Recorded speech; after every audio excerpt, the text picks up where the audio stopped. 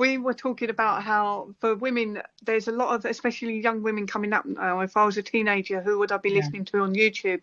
And there'd be a lot of like podcasters that are talking, female podcasters talking about, you know, their body count and sex work is work. And I'm just living my best life. I'm a boss bitch. I'm going to be a career woman. I don't need it. I don't need a family. I don't need nothing, which is fine if that's true for you. But also they're on the other side of it, or sometimes the same person is saying, and men are women and there's no such thing as being a woman and we're not sure what a woman is and everyone can be whatever they want. It's all a bit loosey-goosey. So there isn't a real role model for women. It's very confusing. How are you supposed to come up as a woman like me who wasn't necessarily interested in sleeping with boys or girls? I wasn't sleeping with anyone until my 20s.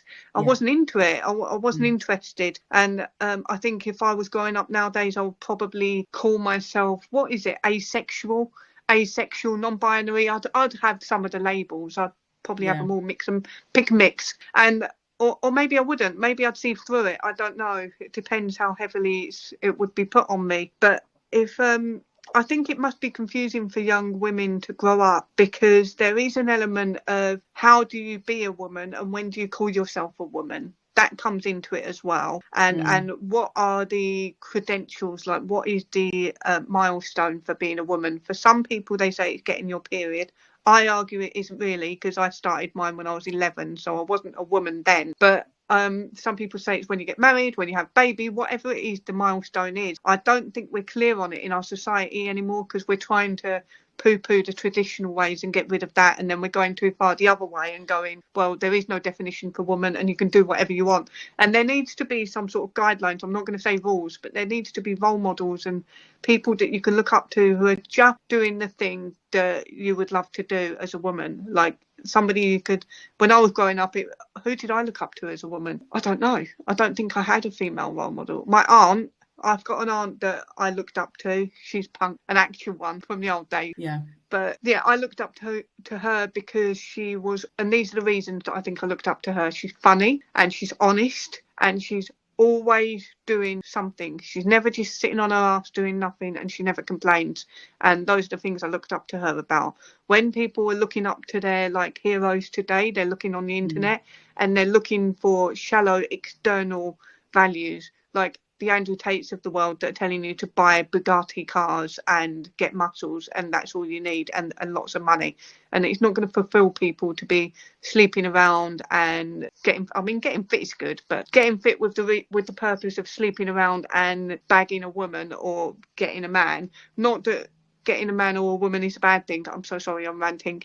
But it's more like we're lost in what we want, because there's so many options out there that are not necessarily good for us and might lead us down the wrong path. For example, there's a lot of conservatives talking about how women are doing this, getting a career thing, and then waiting too late to have a baby. That's true. That is actually true. And that women my age are going on TikTok now and crying that they might have missed the boat on having a baby because they're focused on a career. But the women that are coming up in culture now are not being told necessarily that's true and you need to sit down and have a serious conversation about this.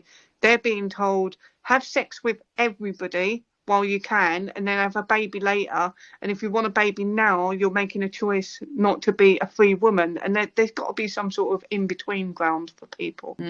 Sorry for the rant. I was just telling you everything I'm thinking all at once. No, it's great. There's so many levels to this. Layers in it, like a big onion. Oh yeah, it is a big onion. Yeah. I mean, for me, I don't feel like I had any role models when I was growing up. I just remember this feeling of kind of screaming inside and just wanting to just be myself and just to be left alone to be myself, because part of what happened to me as a kid is that every time I spoke or showed up for myself or showed any kind of personality or individuality, or if I defended myself, I was punished. I was punished for it. I relate to that a lot. Yeah, so it's a dynamic that's still playing out in my life now. But I do remember when I was in primary school, and I think I was about 6. No, I wasn't 6. I must have been about 9 around this point. And I remember the teacher saying to everybody, "Who's your favourite Spice Girl?" And then went, "Put your hand up if your favourite Spice Girl is Baby Spice. And then everyone put their hands up, even the boys, and I didn't. And then they went, okay, Louise, who's your favourite Spice? And I went, well, I like Scary Spice. And yeah. And everyone laughed at me. And this is like even me being a little girl. And I'm like, why are you laughing at me? And they went, all right, why do you like Scary Spice? I went, because she don't care what anybody thinks. And I liked Scary and Sporty were my favourite. Yeah, Sporty. Scary and Sporty. Yeah. So I love the Spice Girls because it gave girls that were growing up a way of looking up to women that is unique to them. So there was like every flavour, every spice of girl that you can get. So that in your friendship groups, not that I had a lot of friends when I was growing up, but I did in school. I had little groups that I hung out with. There would always be like one girl is Scary Spice, one girl is Sporty Spice, one girl is Posh Spice, and you all get to choose which one you are. And it kind of like how you sort of compare yourself to these celebrities that everybody knows about, and that was great. We don't really have that at the moment, do we? No. Bloody hell, we need a new Spice Girls, but a better one, because they've gone a little bit woke, haven't they? So sod that. I think that what we have now, right, is we don't have the Spice Girls, but we've got the TERF punk. Or the Spice, I was going to say the Spice TERFs, but you know. yeah. As I get older, I'm starting to embrace being a woman, because you start to, especially at my age in my 30s, you start to realise that you've got another chapter of womanhood coming up with the menopause and things like that. And that is a real reminder that your biology is fucking real, and it's gonna do to you what it wants to do to you, what it has to do, what nature has to do, you know. So it makes it. I've never had to confront being a woman until I got into this. Yeah. And I think young women are not connected to it. They're not confronting being a woman and what it's all about. No, and it's. And I'm just thinking about what you're saying in terms of what I went through in the music industry as well, because I felt that from other people there was always a lot of fear put onto me about me being a woman. And that people always considered me to be some kind of victim, or that it was a disadvantage because I'm a woman. I think a lot of people forget that I've done what I've done on my own, and it really has just been me and an acoustic guitar going from place to place. That takes balls. People don't realise that. And woman balls. Woman ovaries. And yes, that's right. And going into these hostile male-dominated environments, it was like going into a slaughterhouse every night, or going into a war zone. Not once did I ever consider myself to be at a disadvantage because I'm a woman. I always had an attitude of, well, if I walked around thinking I was at a disadvantage of being a woman, or I was a victim in some way because other people perceive me that way, then I've already fallen at the first hurdle. So yeah, you've accepted the fate, and you've manifested the fate, the destiny. You've acquiesced to it. Yes, exactly. And you know, and I'd often be playing on bills with loads of guy bands and stuff, and I would just think to myself, what a bunch of wankers. I can write better songs than you. I can play guitar better than you. I can sing better than you. Fuck it, I am better than you. You're a cunt, kind of thing, you know. And I'm anyway, but that's just me. And it makes me laugh. It's good though. It makes me laugh in a good way. Like I like to hear it. It's just like yeah.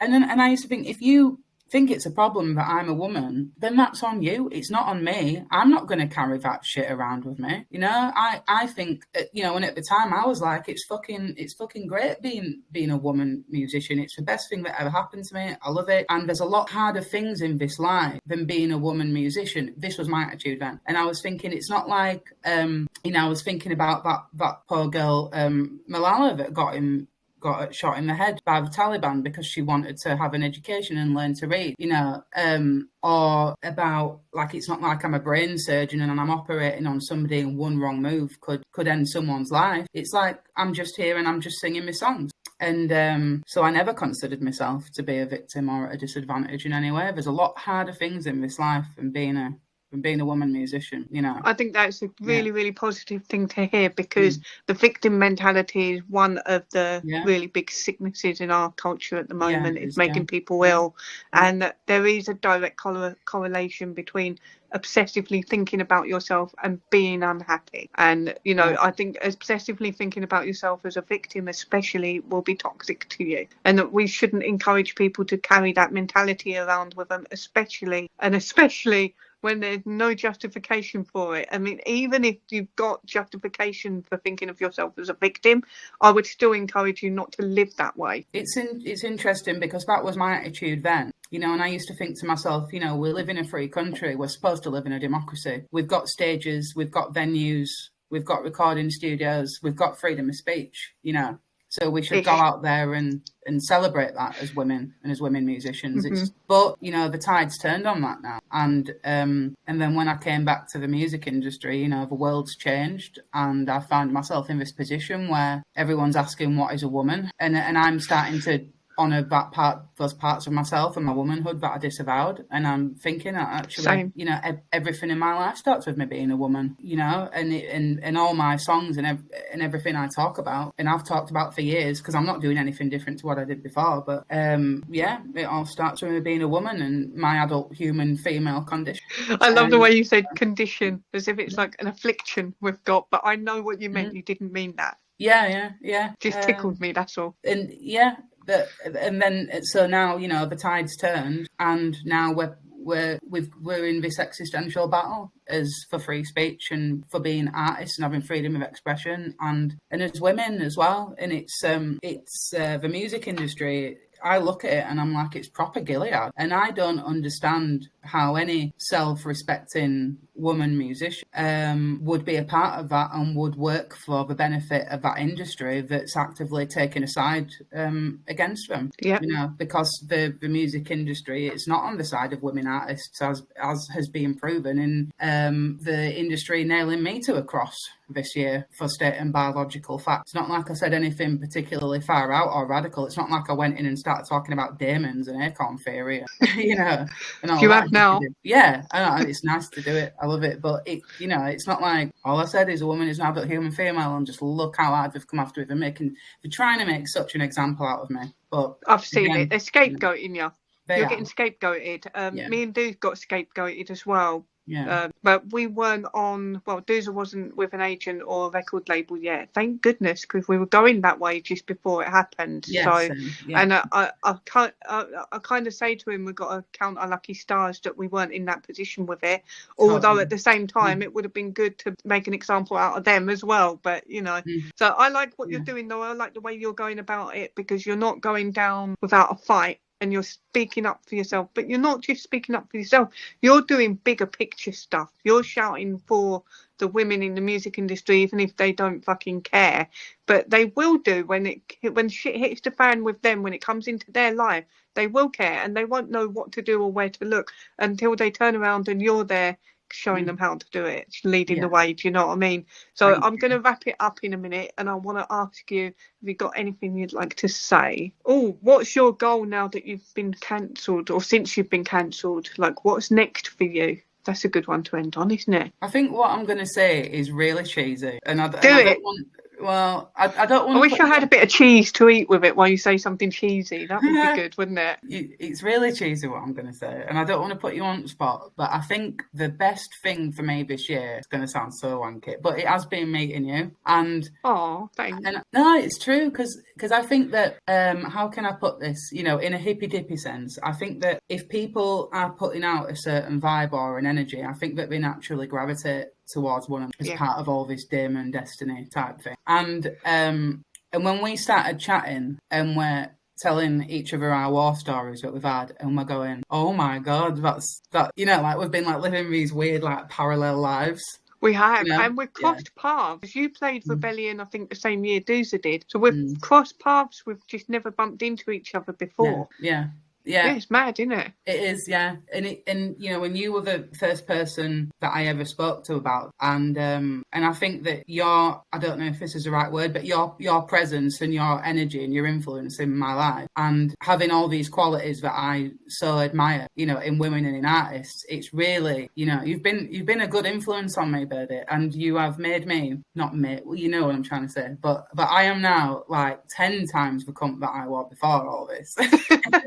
Brilliant. Yeah, it's all of this for me. It's just served to make me create more art, write more songs, and become even more problematic. And I love everything you're doing, and the other women in my lives. I love everything that we're all doing. I think it's punk as fuck, and I think that it should be celebrated and shouted from the rooftops. And I'm really proud to fight with you and with all the other women. And I think it's so exciting. It's such an exciting time to be an art. There's so much going on in the world. There's so much to speak about, sing about, paint about, dance about. And there's this new counterculture forming. There's this whole other new world that's opening up now. It's like, it reminds me of like maybe in a past life, I was in Greenwich Village in the 60s, you know, when Bob Dylan was kicking around. You know, it feels amazing. Like that for me. Yeah. I like it. Yeah. I like that. Exciting. Because one of the things I'm really enjoying at the moment is because I said, what was it, at the beginning of summer or in the springtime, I said about counterculture.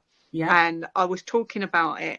And then I got asked afterwards on the interview, what am I going to do about the counterculture? How are we going to start this? And I was completely blown away by that question because I just thought, oh, well, I don't know. I've not got a plan. I just said we fucking need this thing. And then afterwards, I thought about it. And I think I was talking to you at the time. Yeah. And I thought about it and I thought, well, punks didn't sit around saying, let's do this thing called punk. Like, they weren't bunch of men in an office with suits on going, let's do this thing called punk. So it has to be an organic thing. And I like what you've done. You've talked about the counterculture that needs to come, and you're encouraging it in the music scene, which is somewhere I didn't think I was going to go, because I'm an artist as a painter and a digital artist and all this other stuff. And, you know, Doozer's the musician, not me. So it's great to see a musician taking the counterculture. But I like as well that we're with the counterculture, for both of us, we sort of see it as something that has to be organically picked up by other artists that are willing to stand up and have a bit of a backbone, like you said a few weeks ago on GB News. Do you know what I mean? Like, have a bit of courage. And thank you as well for being a good influence in my life, because it's been really good to have someone to talk to that gets it. Like, that actually gets it, and also has, like you said, the parallel universe thing. You've been on, you've crossed paths with us. You know the scene we come from. You know what it's like, and you've even probably rubbed shoulders with the people that have been in our lives. So, you know, it's been great for me to have someone in my life that gets it, that I can talk to, and also you make me laugh. So there is that. Yeah, you make me laugh as well. I think laughing is a big part of this. I think that it's like, with what you do, is like every moment like this in history, you know, we are making history, all of us together, right? Every historical movement, counterculture, it needs its symbolic, iconic artwork, you know, and I think that's what you bring to this, and we need it. Yeah. And then thank you. I think there's a few other artists out there, but I like to think I'm doing pretty good. Yeah, but I'm talking about you, not them. Oh, okay. But you know what I mean? It's like, and I get it. And what you do is it's cool as fuck. It's honest, you know. You don't, you know, it's that quality that I admire about. It's just, you know, artists and women who just don't lie to themselves. They don't pretend to be perfect. They just say it as they see it, and it's unfiltered, and it's just, look, here's my paintings. If you don't like it, you can fuck off as well. And every movement, we need our artwork, we need our women's art, we need our women's songs to sing to, you know, and it's not complicated. It's just, you know, we need that. We need our songs. Because what are the young women artists looking up to nowadays? What are the young women musicians looking up to nowadays? So we need it. We need to lead by example. Yeah, and the counterculture is coming, whether they like it or not, because, you know, we're all out here doing our thing, and it's organic, and we're all manifesting it into existence. Because I think that's to just go back to what you were talking about at the beginning. You know, that's what the Damon wants us to do. That's the meaning in our lives. It's to be rabble rousers and gobshites and speak truth and all that shit. You know, it's great. I love it. It's great. It's great. It's what we were built for. This. It's what we were born to do. I think so. Yeah, they can't stop it. It's destiny. We're going to win. We're all going to win. And may the bridges we burn light the way for everybody else. Oh, I like it. Mm-hmm. All right, may the bridges we burn light the way.